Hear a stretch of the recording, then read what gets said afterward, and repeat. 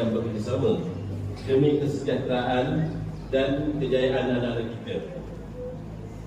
Polis Diraja Malaysia komited untuk menjadi sebahagian daripada masyarakat yang bertanggungjawab. Sokongan kami terhadap institusi pendidikan adalah satu pelaburan jangka masa panjang demi melahirkan generasi yang cemerlang, gemilang dan terbilang. Dan yakin dengan pendidikan yang kualiti dan peserta yang selamat serta sokongan pada komuniti, kita dapat membentuk masyarakat madani, sejahtera dan harmoni. Dan juga akan terus melibatkan diri dalam berbagai program kesedaran di sekolah bagi meningkatkan pemahaman murid tentang undang-undang dan bahaya jenayah cyber, penyalahgunaan bahan terlarang serta keselamatan jalan raya. Akhir kata, saya mengucapkan setinggi-tinggi terima kasih dan penghargaan kepada Kementerian Pendidikan Malaysia atas kerjasama yang terusan dalam menjayakan program Zaman Pahami ini. Kepada para guru, teruskanlah amanah mulia ini dengan penuh dedikasi dan ikhlas.